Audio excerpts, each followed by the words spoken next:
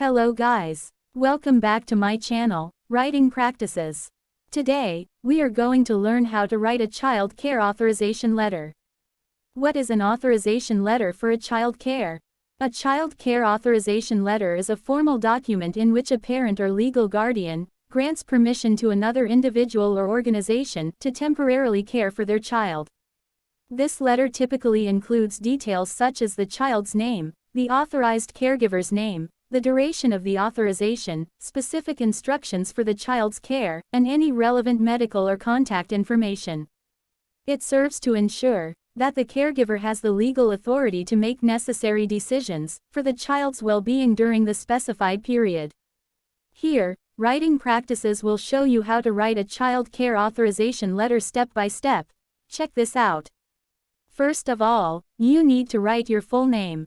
Under it, write your home address.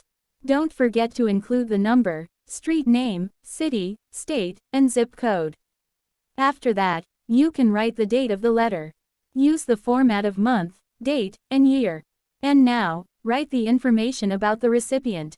Usually, you need to write their name and address. But since this is conditional, you can simply write, to whom it may concern. This formal greeting is a general greeting. It addresses the recipient broadly, indicating that the letter may be used for various entities. In the first paragraph, after writing the formal salutation, you can start writing the introduction paragraph. Yes, it is an introduction of the sender. You need to identify yourself as the parent or legal guardian of the child. By doing so, you need to give child's information as well. Yes, include the name and birth date of the child, to specify who the authorization applies to. Here is the example how you write it. I, Laura Anderson, the parent or legal guardian of Noah Anderson, born on March 15, 2016, hereby grant authorization to Jessica Miller, to act as the caregiver for my child in my absence. After that, you need to also state the purpose of the letter. Yes, clearly state the intention to authorize another individual as the caregiver for your child. Write more details what the authorization is about. You need to write the scope and limitations briefly. For example, you may write something like, "This letter serves as a formal authorization for Jessica Miller to make decisions regarding my child's health, education, and welfare during the specified period."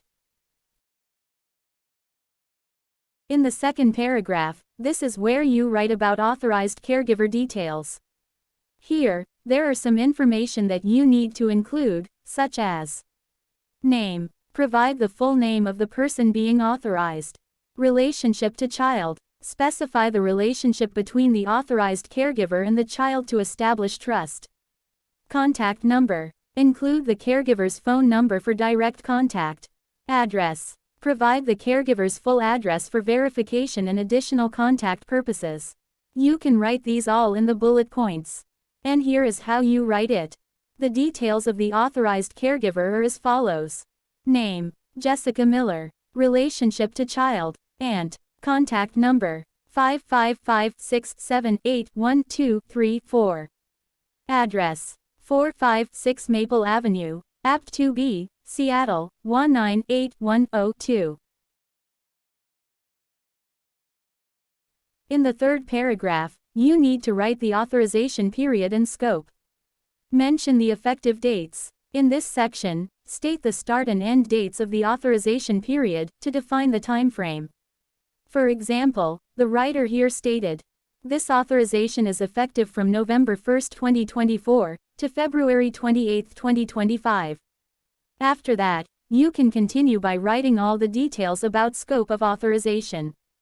Yes, this is a must that you describe the specific permissions granted to the caregiver.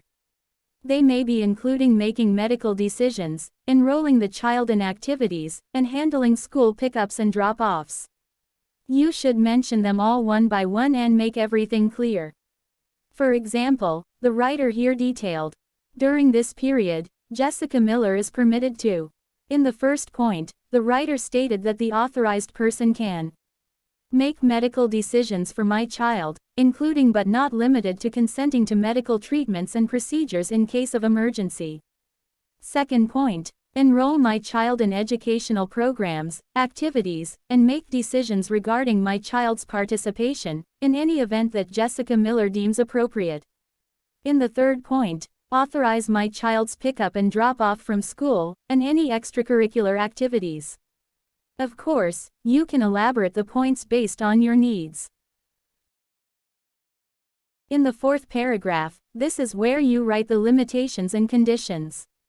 In the limitations part, you must clarify that the authorization does not grant permanent guardianship and is limited to the duration and scope specified. And write also the conditions as well. Emphasize any conditions or restrictions related to the authorization. If you have no idea what to write, you may simply copy this. Please note that this authorization does not grant Jessica Miller permanent guardianship rights and is limited to the duration and scope specified in this letter. In the fifth paragraph, this is where you give your emergency contact information.